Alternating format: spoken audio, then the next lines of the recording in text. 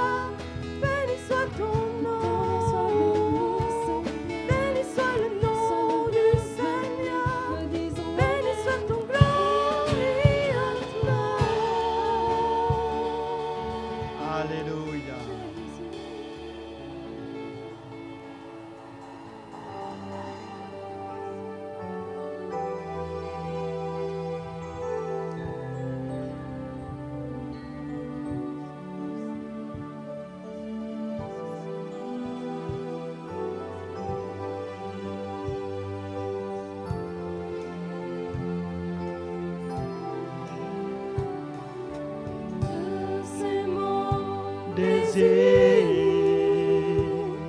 de t'honorer,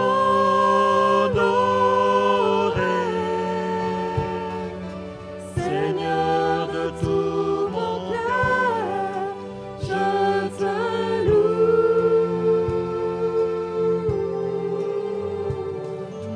Tout ce qui est en moi te donne gloire.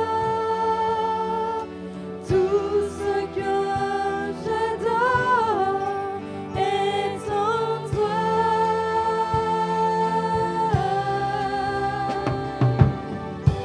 Je te donne ma vie, je te donne mon cœur. Tu es ma raison de vie, j'ai tant besoin de toi à chaque instant de ma vie. Seigneur, règne sur mon cœur.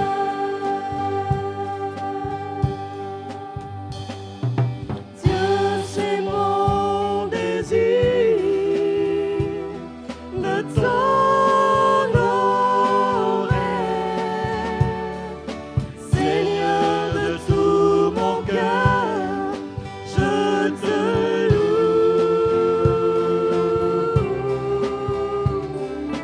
Tout ce qui est en moi te donne gloire. Tout ce que j'adore est en toi.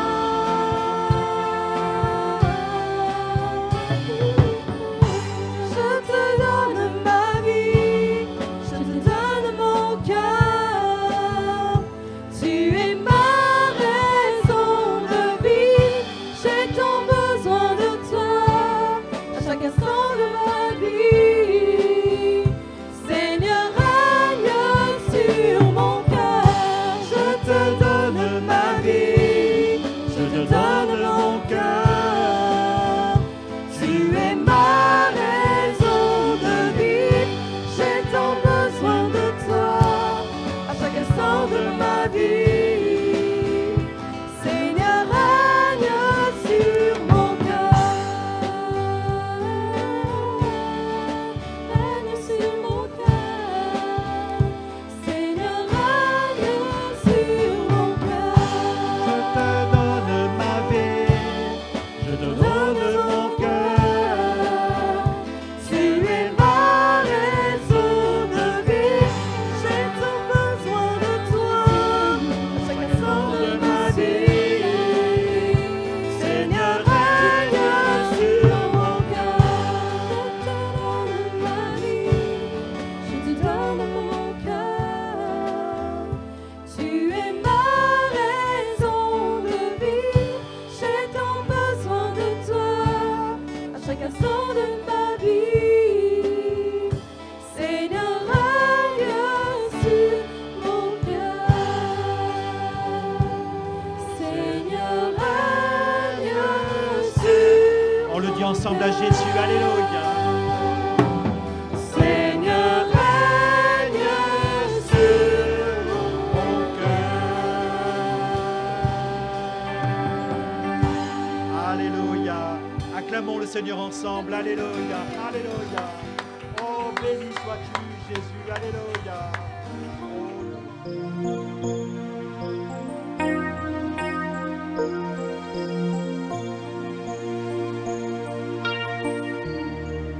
Le chant terminé, Le rideau retombe, je viens simplement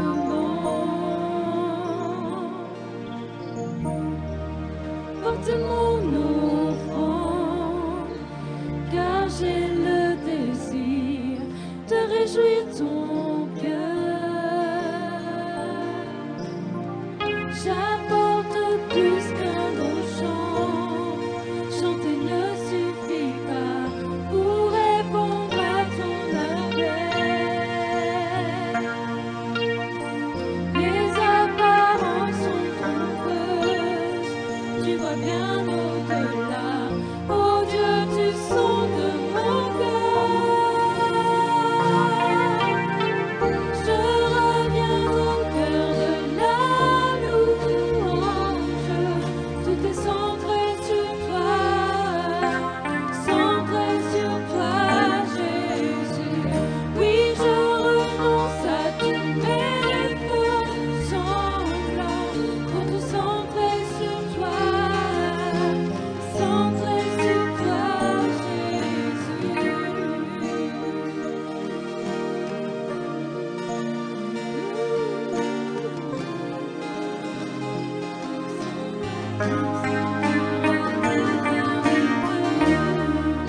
d'éternité qui peut exprimer ce dont tu es digne.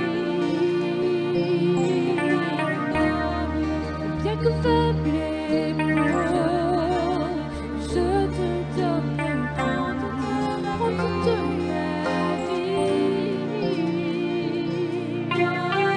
J'apporte plus qu'un beau chant. Chanter ne suffit pas pour répondre à ton appel.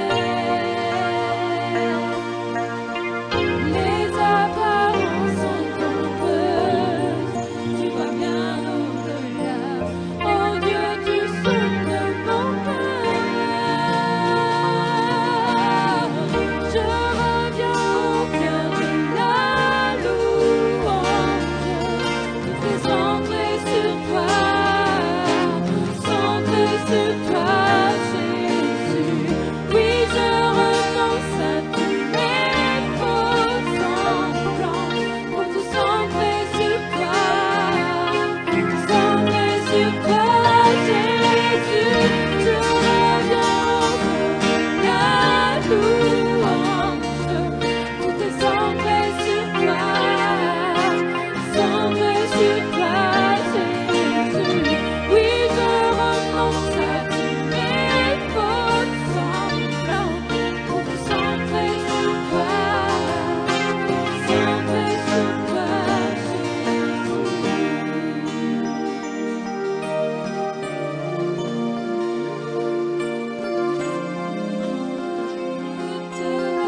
Seigneur, dans ma vie, tout est centré sur toi, centré sur toi, centré sur toi, tout est centré sur toi, centré sur toi, centré sur toi, tout est centré sur toi, centré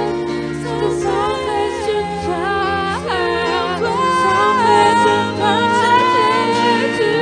Je reviens au cœur de la louange. Tout est centré sur toi, Jésus. Oui, je renonce à tous mes faux semblants pour tout centrer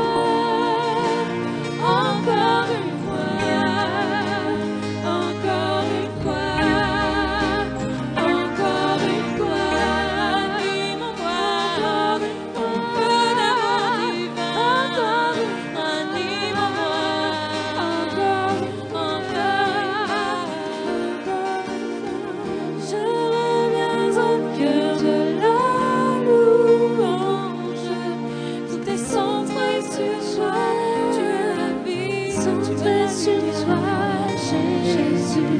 Oui, je renonce à tous mes faux semblants pour tout centrer sur toi, centré sur toi, Jésus.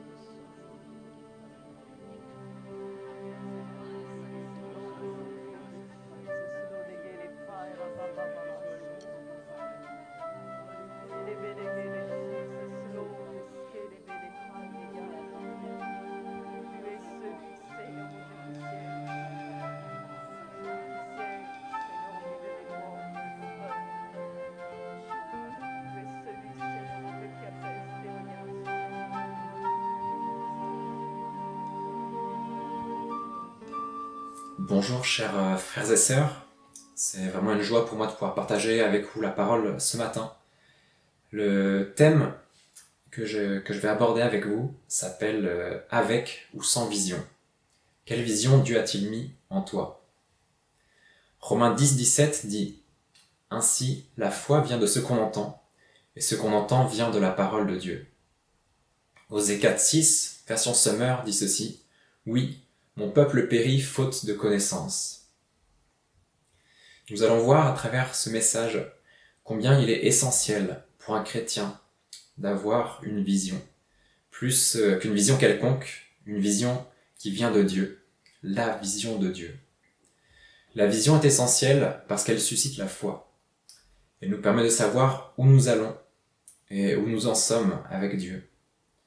C'est lorsque l'on a la vision de Dieu que l'on peut s'exprimer comme Paul « Je cours vers le but pour remporter le prix de la vocation céleste de Dieu en Jésus-Christ. » Sans but, il n'y a pas de course, et sans vision, il n'y a pas de but. Nous allons voir à travers une histoire de la Bible comment la vision de Dieu a suscité la foi dans le cœur de deux hommes, Caleb et Josué, et comment cette foi a orienté leur regard. Nous allons tristement constater également comment une vision erronée de Dieu et de ses plans va conduire un peuple entier à manquer de foi, désobéir et aller à un échec total où toute une génération va être privée des promesses de Dieu à son égard. Alors cette histoire se trouve dans Nombre au chapitre 13 et 14. Donc je vous invite à prendre vos Bibles et à les ouvrir à ce passage, nous allons lire ensemble. Donc Nombre 13, verset 1. L'Éternel dit à Moïse, « Envoie des hommes explorer le pays de Canaan que je donne aux Israélites. Tu enverras un homme issu de chacune des tribus de leurs ancêtres. Ils seront choisis parmi leurs princes. » Moïse envoyait ces hommes du désert de Paran, d'après l'ordre de l'Éternel. Ils étaient tous des chefs des Israélites. Passons au verset 21. Ces hommes montèrent et explorèrent le pays, depuis les déserts de Tsin jusqu'à Rehob, sur le chemin de Hamath. Ils montèrent par le sud et allèrent jusqu'à Hébron, où se trouvaient Ahiman, Sheshai et Talmaï, les descendants d'Anak. Hébron avait été construite 7 ans avant Tsoan en Égypte. Ils arrivèrent jusqu'à la vallée d'Eshcol, où ils coupèrent une branche de vigne avec une grappe de raisin. Ils la portèrent à deux au moyen d'une perche. Ils prirent aussi des grenades et des figues. On appela cet endroit Eshcol à cause de la grappe que les Israélites y coupèrent. Ils furent de retour de l'exploration du pays au bout de 40 jours. À leur arrivée, ils se rendirent auprès de Moïse, d'Aaron et de toute l'assemblée des Israélites à Kadès, dans le désert de Paran. Ils leur firent un rapport, ainsi qu'à toute l'assemblée, et ils leur montrèrent les fruits du pays. Voici ce qu'ils racontèrent à Moïse. « Nous sommes allés dans le pays où tu nous as envoyés. C'est vraiment un pays où coule le lait et le miel, et en voici les fruits. Mais le peuple qui habite ce pays est puissant, les villes sont fortifiées, très grandes. Nous y avons vu des descendants d'Anak. Les Amalécites habitent la région du sud, les Hittites, les Jébusiens et les Amoréens habitent la montagne, et les Cananéens habitent au bord de la mer Méditerranée et le long du Jourdain. » Caleb fit taire le peuple qui murmurait contre Moïse. Il dit « Montons, emparons-nous du pays, nous y serons vainqueurs. » Mais les hommes qui l'avaient accompagné dirent « Nous ne pouvons pas monter contre ce peuple, car il est plus fort que nous. » Et ils dénigrèrent devant les Israélites le pays qu'ils avaient exploré. Ils dirent « Le pays que nous avons parcouru pour l'explorer est un pays qui dévore ses habitants. Tous ceux que nous y avons vus sont des hommes de haute taille. Nous y avons vu les géants, les descendants d'Anak qui sont issus des géants. À nos yeux et aux leurs, nous étions comme des sauterelles. » Toute l'assemblée se souleva et poussa des cris, et le peuple pleura pendant la nuit. Tous les Israélites murmurèrent contre Moïse et Aaron, et toute l'assemblée leur dit « Si seulement nous étions morts en Égypte ou dans ce désert, pourquoi l'Éternel nous fait-il aller dans ce pays où nous tomberons par l'épée, où nos femmes et nos petits-enfants deviendront une proie? Ne vaut-il pas mieux pour nous retourner en Égypte ?» Et ils se dirent l'un à l'autre « Nommons un chef et retournons en Égypte. » Moïse et Aaron tombèrent le visage contre terre devant toute l'assemblée réunie des Israélites. Membres de l'équipe qui avait exploré le pays, Josué, fils de Nun, et Caleb, fils de Jephouné, déchirèrent leurs vêtements et dirent à toute l'assemblée des Israélites: Le pays que nous avons parcouru est un pays très bon, excellent. Si l'Éternel nous est favorable, il nous y conduira et nous le donnera. C'est un pays où coule le lait et le miel. Seulement, ne vous révoltez pas contre l'Éternel et n'ayez pas peur des habitants de ce pays, car nous ne ferons d'eux qu'une bouchée. Ils n'ont plus de protection, et l'Éternel est avec nous. N'ayez pas peur. Amen. Donc nous allons nous arrêter ici pour la lecture. Pour résumer un petit peu ce que nous venons de lire, eh bien, nous voyons Dieu qui envoie 12 espions par l'intermédiaire de Moïse explorer le pays promis qu'Israël allait conquérir. Les espions explorent le pays et voient qu'il est bon, mais les habitants sont de grande taille. Les espions sont effrayés. Et à leur retour, dans le rapport qu'ils vont faire, eh bien, ils vont décourager le peuple d'aller se battre. Seuls 2 espions, Caleb et Josué, vont avoir confiance en Dieu et encourager le peuple à aller au combat. Cependant, le peuple refuse finalement de se battre et parlera de retourner en Égypte. Cette désobéissance sera lourde de conséquences. 40 ans de vie nomade dans le désert, et aucun homme de cette génération n'entrera dans le pays promis, excepté Caleb et Josué. Le verset d'Osée 4, 6 se réalise concrètement ici. Faute de connaissance, mon peuple périt. Parce que le peuple ne connaît pas son Dieu, il aura des promesses extraordinaires. Sûrement il a entendu parler de cette vision lorsque les 10 espions, avec Caleb et Josué, explorent le pays. Et bien sûrement, Caleb et Josué essaient de les réconforter, de les encourager à ne pas se laisser dominer par la peur. Mais malheureusement, ils ne croient pas à ces promesses, ou du moins, ils ne se l'approprient pas. Et c'est la peur finalement qui domine sur eux. Pourtant, s'ils avaient suivi la détermination de Caleb et Josué, ils se seraient évités bien des ennuis. Donc les 12 espions ont parcouru le pays ensemble, mais dans le rapport que nous pouvons lire, nous avons l'impression qu'ils n'ont pas vu les mêmes choses dans ce pays. Nous avons presque l'impression qu'ils décrivent des pays différents. Les uns ont vu des géants, et les autres ont simplement vu un pays qui est bon à vivre, un pays duquel ils pourront s'emparer assez aisément. Qu'est-ce qui explique une telle différence de perception, une telle différence de regard? Nous allons ce matin essayer de comprendre ce qui est à l'origine du regard de chacun. Un regard qui va conduire à l'échec, dans un cas, et un regard qui va mener à la victoire par la foi. Donc la première question qu'on pourrait se poser à la lecture de ce texte, c'est pourquoi les 10 espions n'ont pas eu confiance en Dieu? Cela paraît si simple de croire. La preuve, Caleb et Josué ont cru. Ah, si seulement les 10 espions avaient réagi autrement. Il leur suffit de croire. C'est vrai, nous qui avons la parole de Dieu à notre disposition, nous lisons tous les signes miraculeux qui ont été accomplis dans sa parole. Nous voyons David qui vainc Goliath. Nous voyons tous ces prodiges qui se réalisent.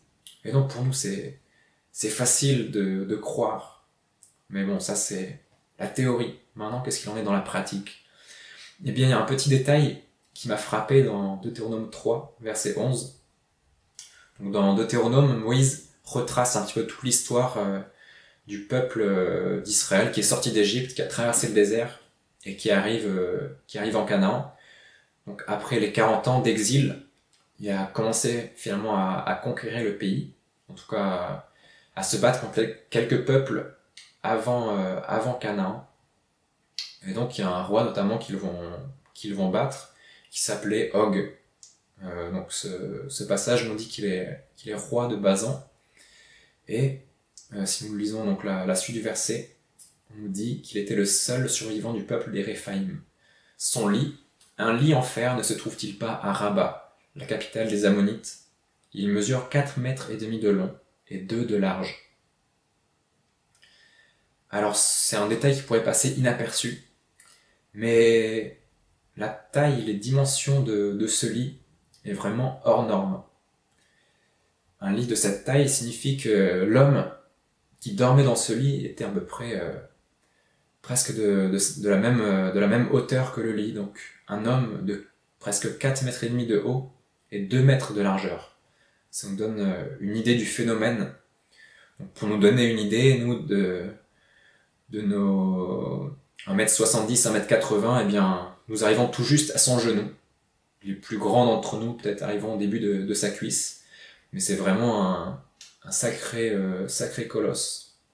Même Goliath, du haut de ses 3m75, n'aurait pas fait le poids face à ce roi. Et donc, lorsque les espions dirent « Tous ceux que nous y avons vus sont des géants de haute taille. Nous y avons vu les géants, les descendants d'Anak qui sont issus des géants. À nos yeux et aux leurs nous étions comme des sauterelles. » Eh bien, ces paroles prennent un autre poids, une autre dimension. Nous sommes plus à même de nous mettre à la place des 10 espions qui ont vu ces hommes géants et qui ont vraiment été effrayés. Ce qu'il faut noter également, c'est qu'Israël n'est pas beaucoup plus habitué à la guerre que nous. Bon, il avait l'habitude de prendre des coups en Égypte. Il s'était quand même battu également une fois contre Amalek dans le désert. Mais voilà, ce n'est pas un peuple qui est habitué à la guerre. Et donc leur peur semble vraiment légitime. Qui de nous d'ailleurs n'aurait pas tremblé face à la vue de ce géant? En réalité, ce détail va inverser la situation. Si la question à la base était pourquoi ces 10 espions n'ont pas cru en Dieu, eh bien la question à présent va plutôt être comment Caleb et Josué ont-ils pu voir ces géants comme des ennemis de qui ne feront qu'une bouchée? Comment ont-ils fait pour avoir une telle foi et une telle assurance en Dieu? Hébreux 11, au verset 3, déclare « Par la foi, nous comprenons que l'univers a été formé par la parole de Dieu, de sorte que le monde visible n'a pas été fait à partir des choses visibles. » En d'autres termes, si nous nous basons sur les réalités visibles, nous ne pourrons pas voir les réalités invisibles de la parole de Dieu. Ou encore, si nous ne marchons pas par la foi, nous ne pourrons vivre la parole de Dieu. Nous ne pourrons voir Jésus, la parole faite chair, et nous ne pourrons faire sa volonté. Donc en réalité, c'est parce que Caleb et Josué n'ont pas regardé aux choses visibles qu'ils ont pu croire. Ils n'ont pas regardé à ce que leurs yeux leur montraient, mais ils ont regardé à Dieu. Ils ont vu que leur Dieu est bien plus grand que ces hommes de haute taille. Et ainsi, ils n'ont pas éprouvé de crainte devant toutes ces personnes. Par contre, les 10 autres espions et le peuple qui les a suivis n'ont pu discerner au-delà du visible. Ils n'ont pu voir Dieu, ils n'ont pu voir au-delà de ces hommes armés jusqu'aux dents qui étaient comme prêts à les dévorer. Ils étaient incapables de le voir, ils n'avaient pas la foi. Avoir cette vision de l'invisible ne va pas de soi. Comme le dit ce passage de l'Épître aux Hébreux que nous avons lu, c'est par la foi. La foi est à l'inverse des choses visibles et palpables. La foi n'est pas un ensemble de rêveries ou de choses que l'on espère pour flatter notre ego. Non. La foi est une ferme assurance, une pleine confiance, pas dans n'importe qui ni en n'importe quoi, mais dans la parole de Dieu, dans Jésus-Christ, en ce Dieu qui n'en lui aucune ombre de variation, en Dieu qui promet une chose et qui l'accomplit, tout cela pour sa gloire à lui seul. Mais alors, d'où vient la foi de Josué et de Caleb? Qu'est-ce qui fait qu'ils ont une telle foi en eux? Qu'est-ce qui a fait naître cette foi en eux? Nous reviendrons un petit peu plus tard sur ce qui a fait la différence entre le regard porté par Caleb et Josué. Mais avant cela, j'aimerais que nous puissions essayer de comprendre pourquoi les 10 autres espions n'étaient pas disposés à leur mission, pourquoi ils n'étaient pas disposés à discerner la volonté de Dieu et à voir l'invisible, justement. Nous allons voir que par un manque de foi, le manque de foi est dû plutôt à un manque de vision. Pour commencer, j'ai constaté que le peuple avait une vision erronée de Dieu et de son plan. Hébreux 10, versets 35 à 39 nous dit « N'abandonnez donc pas votre assurance, qui est porteuse d'une grande récompense. Oui, vous avez besoin de persévérer pour accomplir la volonté de Dieu et obtenir ainsi ce qui vous est promis. encore bien peu de temps, et celui qui doit venir viendra. Il ne tardera pas. Et le juste vivra par la foi. Mais s'il revient en arrière, je ne prends pas plaisir en lui. Quant à nous, nous ne faisons pas partie de ceux qui reviennent en arrière pour leur perte, mais de ceux qui ont la foi pour le salut de leur âme. Si je reformule ces versets, alors je comprends que la foi est porteuse d'une grande récompense. La persévérance dans la foi permet d'accomplir la volonté de Dieu, qui donne accès à ses promesses. Sans la foi, je ne peux pas accéder au salut, ni être dans la volonté de Dieu. Sans la foi, je ne plais pas à Dieu. Dieu ne prend pas plaisir en moi. Si je retourne en arrière, je cours à ma perte. Je dois vivre par la foi, c'est par elle que mon âme est sauvée. Pas de retour en arrière. Si nous notons la réaction du peuple lorsque ces espions leur font le rapport, ils disent « Ne vaut-il pas mieux pour nous retourner en Égypte ?» Et ils se dirent l'un à l'autre « Nommons un chef et retournons en Égypte. » Le problème d'Israël, c'est que tout au long de la traversée du désert, ils vont faire que regarder en arrière, regarder à l'Égypte, cette terre où ils étaient esclaves. Ils n'ont fait que regarder à leur vie passée, oubliant toutes les souffrances aussi qui étaient liées à cette vie. Ils oublient les pleurs et les larmes qu'ils ont versées. Ils oublient les cris de détresse adressés à leur Dieu, au Dieu de leurs ancêtres. Ils ont oublié le dur travail, ces briques qu'ils devaient fabriquer chaque jour, sous les coups de fouet. Ils oublient également tous les premiers-nés mâles qui avaient été jetés dans le Nil.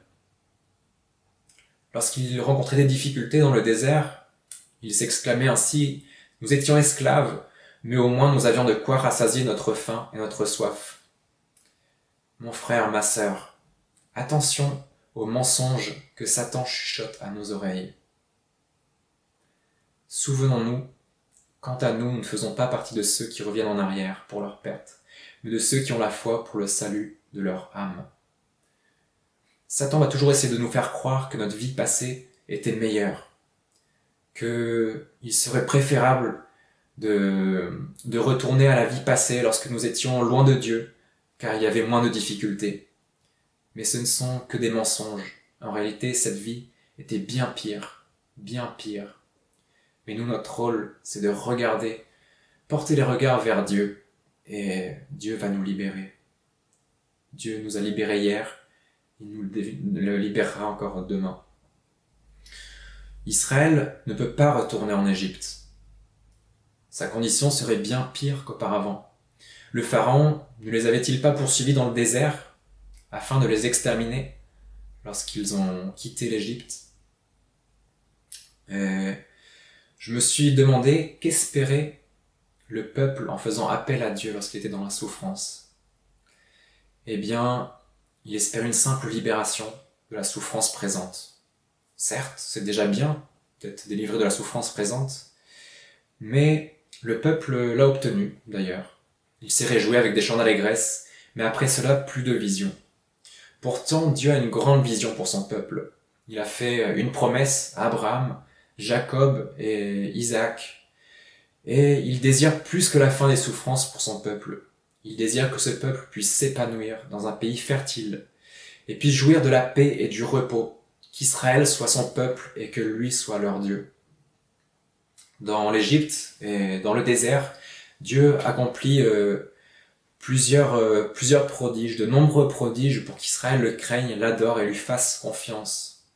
Il y a les plaies d'Égypte, où Dieu prouve qu'il est bien au-dessus du Pharaon et de tous les dieux d'Égypte. Dieu fait traverser le peuple à pied sec à travers la mer des roseaux. Il fait tomber de la manne du ciel quotidiennement pour nourrir son peuple. Il fend des rochers pour que l'eau jaillisse et puisse rassasier son peuple de la soif. Il va faire venir des cailles également pour leur donner de la viande. Dieu va les conduire la jour dans une colonne de nuée et la nuit dans une colonne de feu. Il va leur permettre aussi de vaincre Amalek lorsque celui-ci les attaque dans le désert. Malgré tous ces signes miraculeux, le peuple ne semble pas saisir la vision de Dieu. C'est vrai qu'au départ, Moïse avait été le porte-parole de l'Éternel auprès du peuple. Mais tout comme Dieu a parlé en tête-à-tête avec Abraham, tout comme il a parlé en tête-à-tête avec Isaac, avec Jacob et encore avec Moïse, eh bien Dieu souhaite avoir cette même relation avec son peuple, avec tout le peuple d'Israël. Et il va donc se révéler à son peuple pour lui communiquer sa vision. Cela se passe au mont Sinaï. Tout le peuple est réuni en bas du mont Sinaï et Dieu va s'adresser de vive voix à son peuple. Donc il y aura des tremblements de terre, de l'orage, du tonnerre, des éclairs, il y aura de la fumée, du feu qui vont sortir aussi de la montagne et Dieu va parler. Le peuple va entendre Dieu lui parler. Mais très vite, celui-ci va supplier Moïse à ce que Dieu ne s'adresse plus à eux directement, de peur de mourir, mais que Moïse soit leur intermédiaire. Ainsi, ils refusent d'avoir une relation personnelle avec Dieu. Eux qui devaient entendre de Dieu lui-même toute la loi et toutes les promesses à leur égard, ne les entendront plus que par l'intermédiaire de Moïse.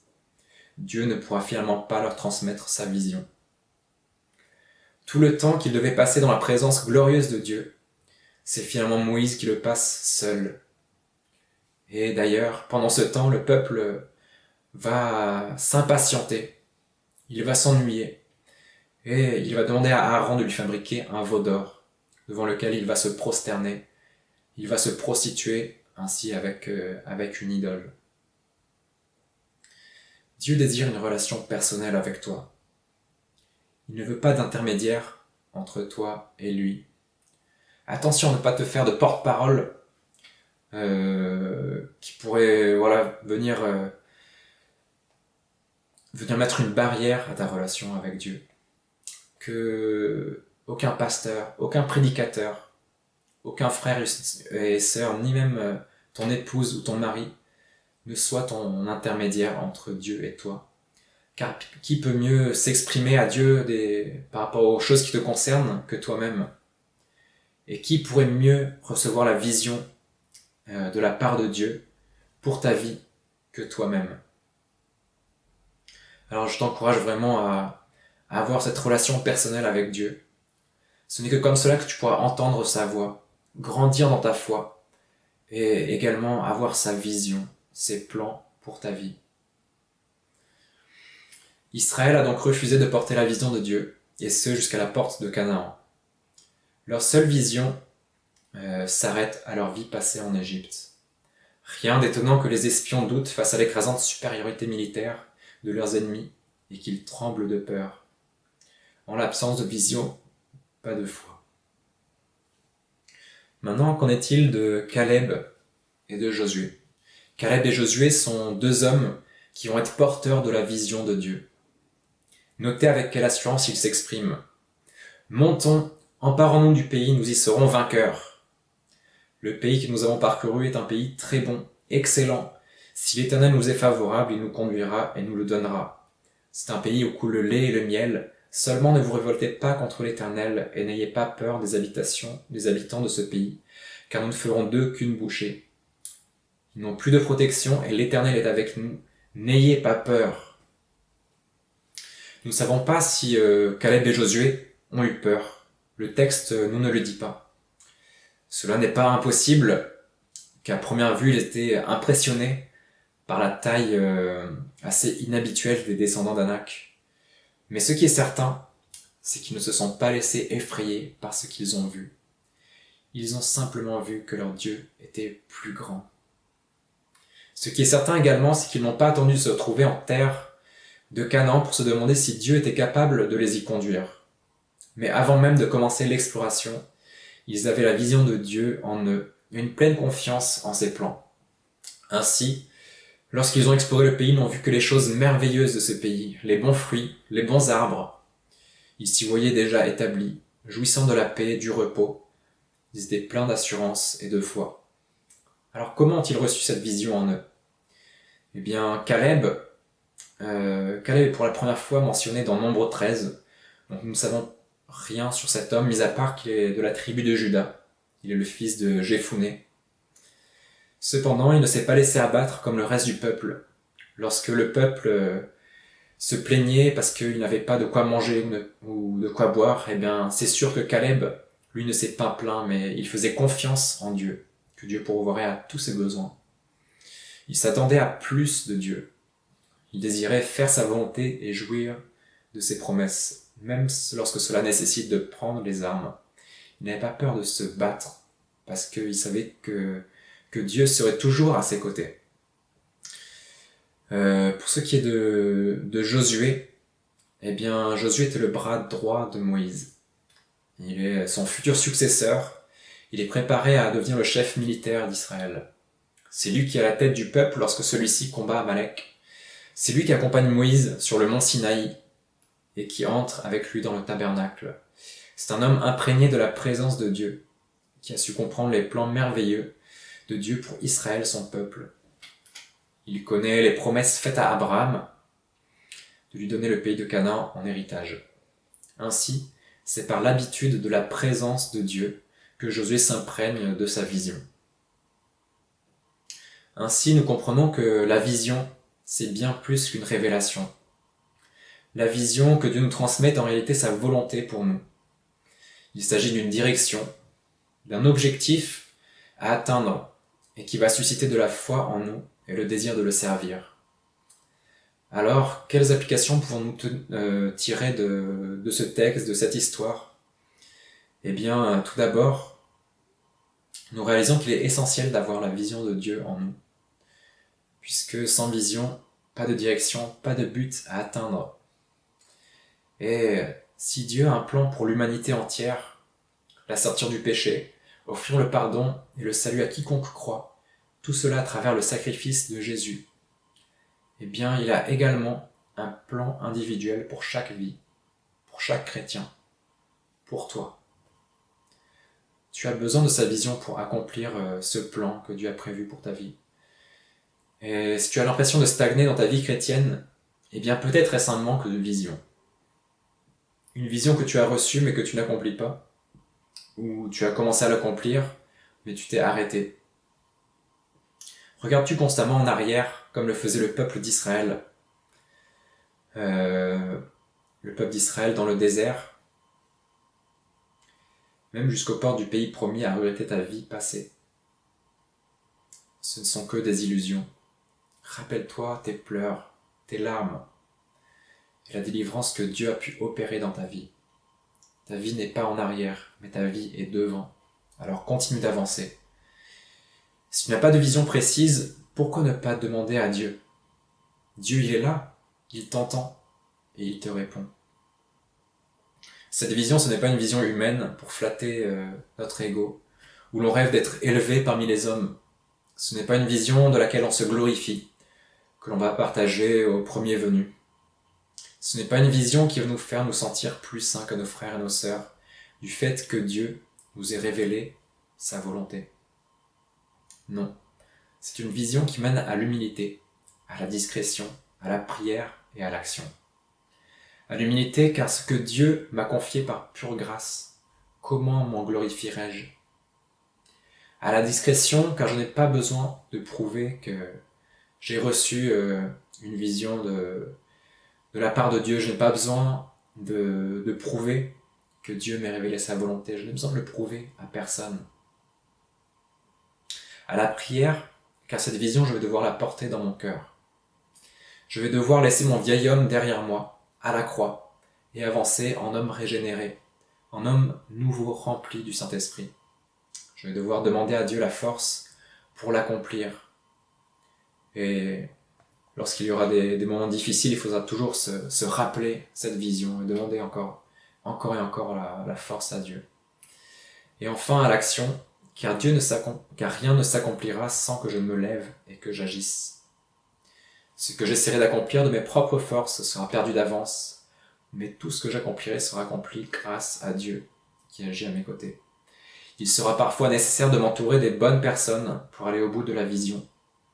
Caleb et Josué ne pouvaient pas accomplir seuls la promesse qui était prévue pour le peuple d'Israël, la vision que Dieu avait pour son peuple. Ils ne pouvaient pas le faire seuls, c'est pour ça qu'ils avaient besoin que le peuple vienne avec eux, que le peuple croie également. Et Caleb et Josué ont pris position devant le peuple. Et je crois que nous aussi, nous devons prendre position avec foi, que ce soit devant des chrétiens ou devant des personnes qui ne connaissent pas encore Dieu. N'ayons pas peur de partager notre foi. N'ayons pas peur de partager vraiment les promesses merveilleuses de Dieu. Je vais encore le répéter, mais je crois que c'est important. Sans vision, il n'y a pas de victoire possible, car pas de but. Mais avec la vision de Dieu, nous serons remplis de force, de courage, d'espérance et de foi. Alors je veux t'inviter sincèrement et en toute humilité à rechercher la vision, les plans que Dieu a pour toi. Sinon tu risquerais de passer à côté de tellement de merveilles. Ne sois pas un chrétien sans la vision de Dieu, car il y a tellement à accomplir. Alors prends un temps pour écouter Dieu, lire et méditer sa parole et rechercher sa présence. Si tu as déjà reçu la vision, alors peut-être est-il temps pour toi de l'accomplir. Pour terminer, j'aimerais te laisser avec ce verset d'Hébreux 10, verset 23. Retenons fermement l'espérance que nous proclamons, car celui qui a fait la promesse est fidèle. Autrement dit, ayons une foi inébranlable en Dieu. En notre Dieu qui est notre espérance, celui qui est fidèle pour accomplir toutes ses promesses. Pour reprendre cette parole de Moïse, de Deutéronome 1, 21, n'aie pas peur, ne te laisse pas effrayer, Dieu est avec toi. Amen. Je vais vous inviter à vous incliner, nous allons prier ensemble. Seigneur, tu es celui qui parle. Tu as parlé hier, tu parles encore aujourd'hui et tu parleras demain. Nous voulons placer toute notre espérance en toi. Nous voulons te faire confiance, Seigneur, que tes plans sont parfaits, qu'ils se réalisent toujours, Seigneur. Merci pour la croix. Merci pour Jésus-Christ qui est mort pour nous, qui nous donne une telle espérance aujourd'hui. Seigneur, nous croyons également que tu as un plan spécifique et particulier pour chacun de nous. Alors nous te prions de nous donner la vision pour voir au-delà des choses visibles, la vision qui va susciter en nous la foi, qui va nous permettre de marcher en hommes nouveaux, en hommes et en femmes qui ont confiance en leur Dieu. Seigneur, rends-nous toujours plus humbles, Seigneur. Rends-nous humbles et rends-nous malléables entre tes mains. Merci Jésus, en ton nom j'ai prié. Amen. Eh bien, je vous souhaite une bonne journée, une bonne semaine dans la paix de notre Seigneur. Amen. Avec Dieu, nous ferons des exploits, car c'est lui, ce qui écrase l'ennemi. Chantons et crions la victoire. Christ est roi, car Dieu a gagné le combat et libéré son peuple. Sa parole a vaincu l'ennemi. La terre entière verra qu'avec Dieu nous ferons des exploits, car c'est lui ce qui écrase